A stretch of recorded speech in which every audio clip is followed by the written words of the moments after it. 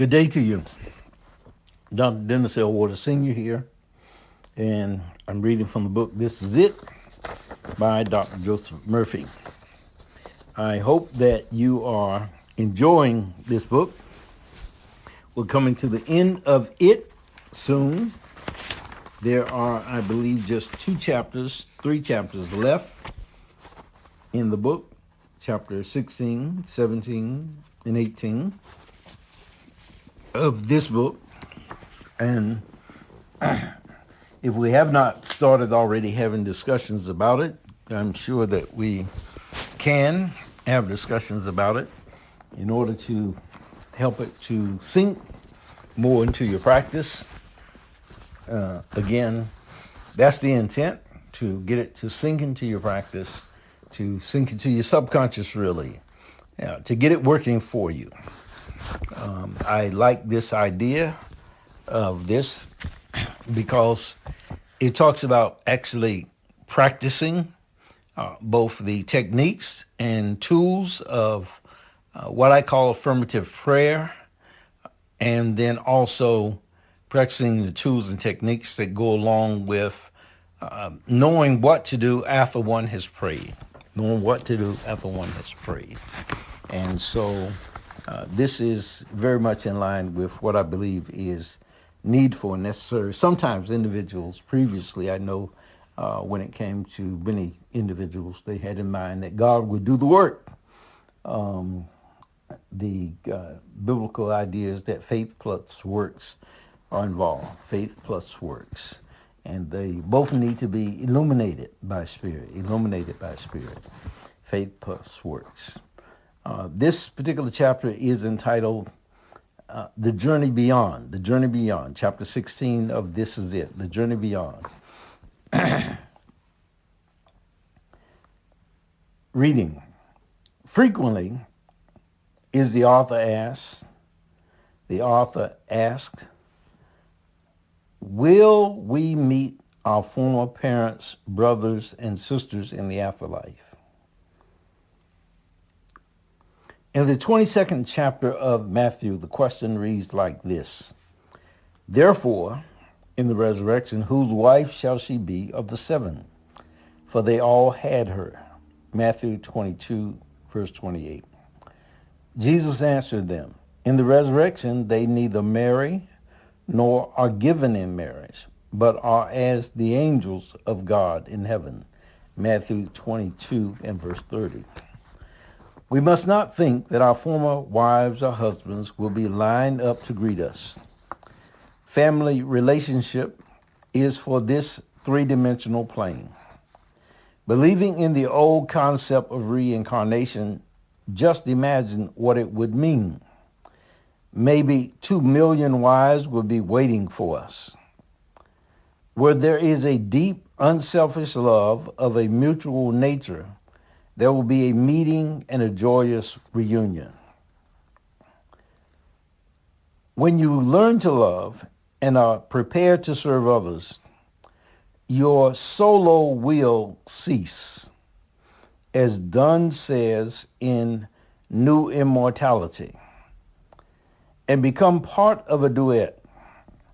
Thus you join through love other players and produce orchestral effects. Finally, one day we will discover we are playing in the symphony of all creation.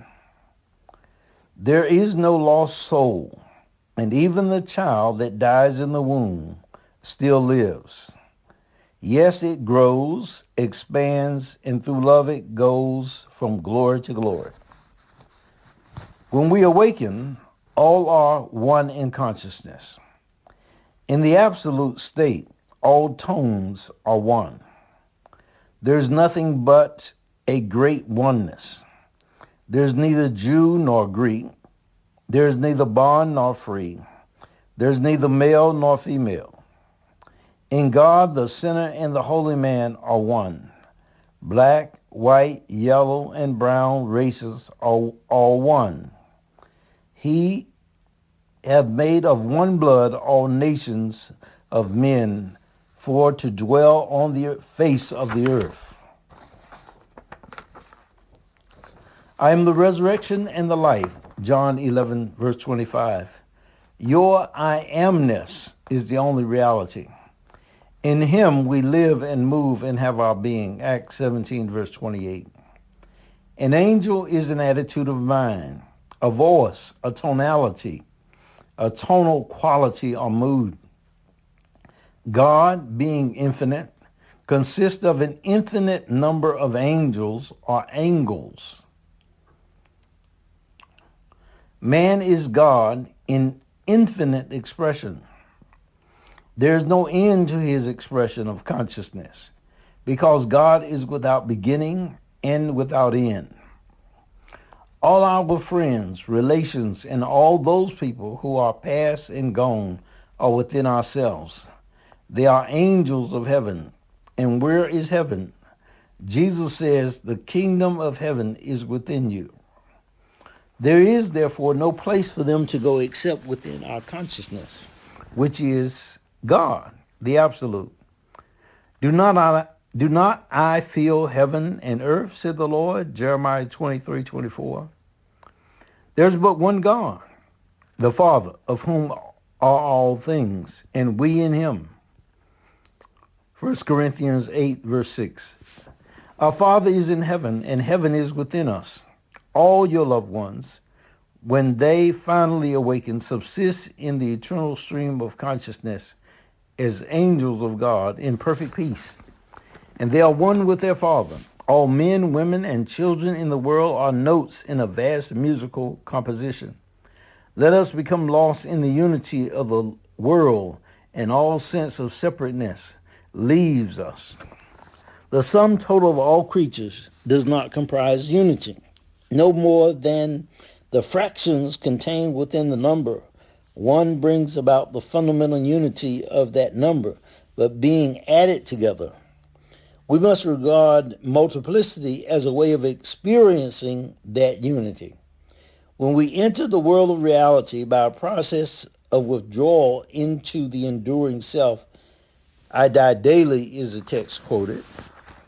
We no longer persist as individuals, surrounded by a world which is not ourselves. We are all that is, and our individuality has merged in the all. We are the life of all creation. The internal continuance of John or Mary Smith as a personality is the nemesis of the uninformed. This is the point where foolishness and wisdom hopelessly divide. As long as John desires to be separate, he desires to be separate from the universal one, who is the root and substance of all things. The universe of the foolish man is one continuing sphere, planets and planes through which he passes forever, a universe becoming greater all the time. The true student looks at things somewhat differently. He knows that this spirit within him, which he is trying to individualize, is not an individual at all. He knows that the life within him has never been separated from God and never can be. What the illumined one calls being alive is eternal life living in him. Man is playing against faith when he wishes to be John Smith forever. He might be referred to as an egotist who thinks that as personal self, he is sufficiently important to persist for eons of time. Let us be real truth students. Let us realize that that which lives and abides in us is eternal life. If it were true that the person of John Smith was the thinker, if it were true that he was the life, it would be different. These are appearances due to the illusion of the material side. In contemplation and in deep meditation, we realize that these profound truths about man. It is thought thinking him. He is not thinking thoughts. It is not life living in him. He is not living life. All of us are an inevitable part of the unity of God, an inevitable inevitably destined to be reabsorbed into his unity. We need not fight on forever. We can stand still and see the salvation of the Lord. Exodus 14:13. The absorption of the particular by the universal is the end of individual existence as we know it on the plane of consciousness. We can liken it as the return of the spark to the flame, the return of the water to the sea. Man is forever asking, what shall I be in the afterlife? What will Mary be? What will all individuals be? We're all victims of centuries of false beliefs. Over thousands of years, we have begun to pray. They have forsaken the God within, have created the God outside of ourselves. They also have given power and authority to conditions and circumstances.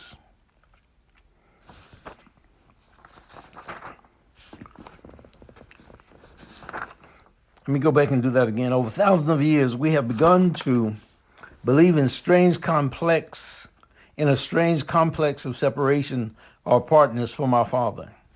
Yes, man is always asking, will we lose this individuality of ours? The word individual means that which is indivisible. The answer must be, what is individuality?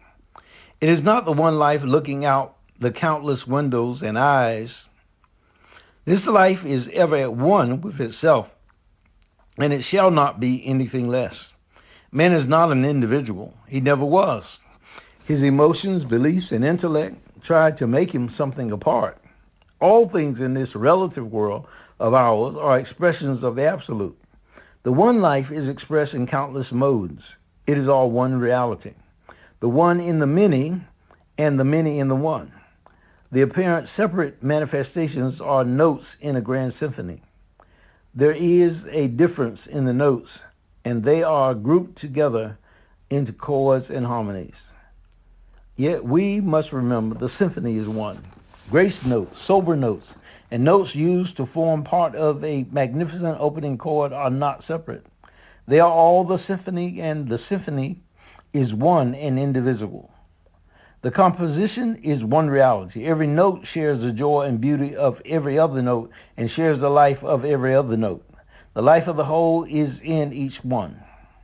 The part is in the whole, and the whole is in the part. You are the grand symphony.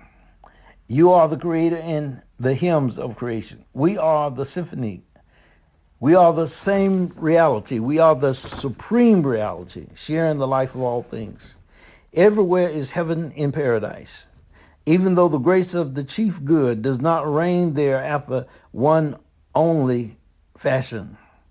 Does not this mean that the mystery of the ultimate reality is multiplicity in unity? The reason for all the chaos and misery in the world today is given in the 2nd chapter of Jeremiah. For as my people have committed two evils, they have forsaken me, the fountain of living waters, and hewed them out cisterns, broken cisterns, that can hold no water. Jeremiah 2 and verse 13. Millions of men today pray to a God in place and in the space whom they look toward as some being living in the skies. Consequently, their prayers are not answered because they do not know how to pray. They have forgotten the God within and have created a God outside of themselves. They also have given power and authority to conditions and circumstances. Instead, they must realize that rather than permit the world to control, influence, and frighten them, they should control what now controls them. We have the choice to control our outer manifestations or be controlled. The world, with all its pomp and circumstance, is a cistern that holds no water, and if man drinks of it, he will thirst again. He wants to go back to the fountain of living water and drink of it in order to become free of the limitations of matter and the limitations of circumstance. Man must leave the world of sound, go back to the silence, and dwell in his peace, strength, and wisdom and power. Must leave the limitations of matter and circumstances and dwell in the peace, strength, wisdom, and power that is his by divine right. This is so powerful. So very, very, very powerful. It's important to do just that. So important to do just that. One man, a friend of the writer, one man who was a friend of the writer, who has read 20 or 30 books on reincarnation, is no longer worried about which wife he will meet in the afterlife. He said, you know, I must have had millions of wives, also fathers and mothers. He is now at peace, having read the 22nd chapter of Matthew. He is no longer worrying about which one to claim. He was under the impression that there might be strife in heaven over him. Man is told that the true reincarnation or rebirth means in chapter 3 of John. John, except a man be born again of water and spirit, he cannot see the kingdom of God. John 3:3. Millions have read this chapter. However, like Nicodemus, they fail to see the light of the true meaning. They say, how can these things be?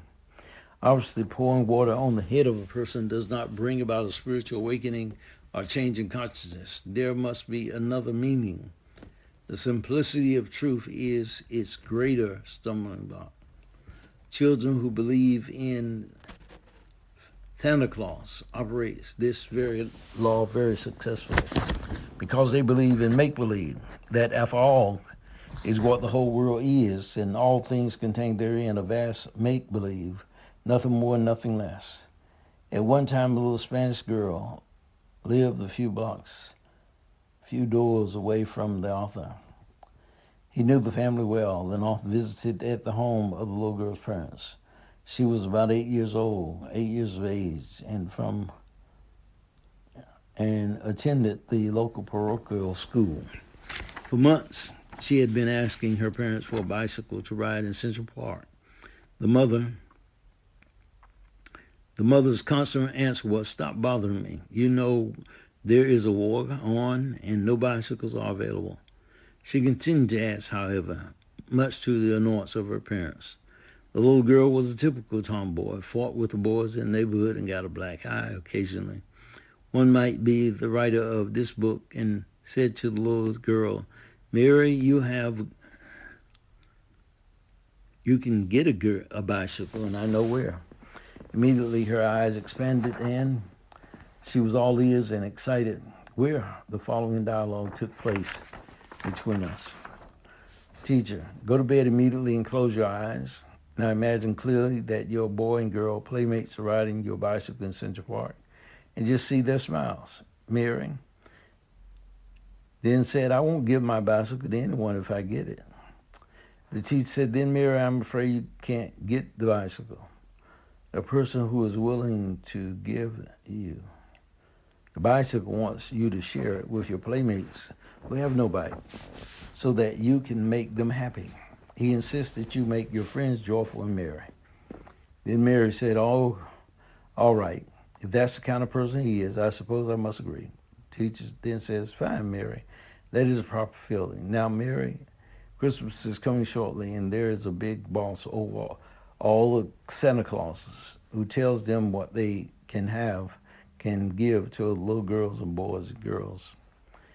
Mary, mother says Santa Claus would not bring a bicycle. Teacher, now Mary, your mother is very, very busy. You annoyed her too much, and she does not always realize what she says. This is the way you can get your bicycle before night falls tomorrow. Really? Mary says, you promise, Mary? The teacher says, Mary, you know I always keep my promises. I take you to the movies when I promise and buy you ice cream when I promise. Mary said, then I believe you. Tell me how. The teacher says, Mary, close your eyes and imagine yourself riding a bicycle in Central Park.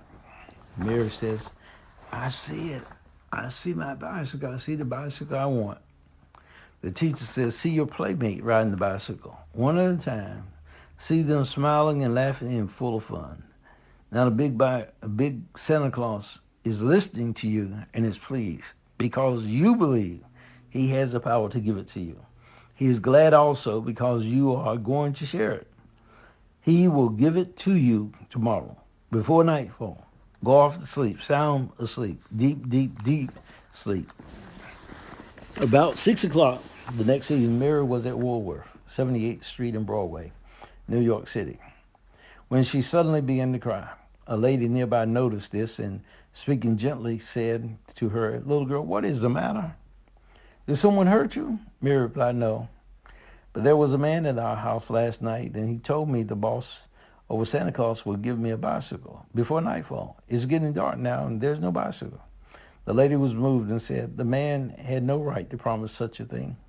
She took the little girl to her apartment nearby and gave her a bicycle, which her daughter, who had died 2 years previously, had used.